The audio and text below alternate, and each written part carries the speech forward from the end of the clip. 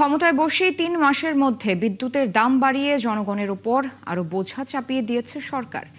এমন অভিযোগ করেছেন জামায়াতে ইসলামীর সেক্রেটারি জেনারেল অধ্যাপক মিয়া গোলাম পরোয়ার। জ্বালানি তেল ও বিদ্যুতের দাম বৃদ্ধির প্রতিবাদে বিকেলে ঢাকা মহানগর জামায়াতের বিক্ষোভ মিছিল ও সমাবেশে তিনি কথা বলেন। এ সময় গোলাম পরোয়ার বলেন, বিদ্যুতের দাম না বাড়িয়ে কোথায় কোথায় সিস্টেম লস হচ্ছে তা খতিয়ে দেখা দরকার। এ খাতে দুর্নীতি বন্ধ করার তাগিদ দেন তিনি। বায়তুল মোকাররম জাতীয় মসজিদের উত্তর গেইটে আয়োজিত কর্মসূচিতে জামায়াত নেতারা আরও বলেন, আইনশৃঙ্খলা রক্ষার দায়িত্বে থাকা স্বরাষ্ট্রমন্ত্রী ঠিক মতো তার দায়িত্ব পালন করছেন না।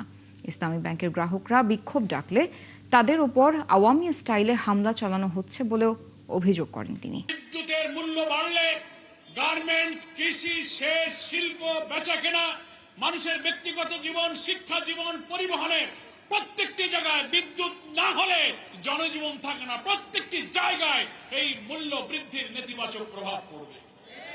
অলরেডি সেটা শুরু হয়েছে। আমি সরকারকে বলতে চাই, বর্তমান সরকারের বিদ্যুৎ মন্ত্রী এই চলতি বছর ২৬ সালের ২৩শে ফেব্রুয়ারি সচিবালয় বিদ্যুৎ বিভাগের একটা বৈঠকে আপনি সাংবাদিকদের কাছে বলেছিলেন, আগামী ২ বছরের মধ্যে সরকার বিদ্যুতের কোনো দাম বাড়াবে না।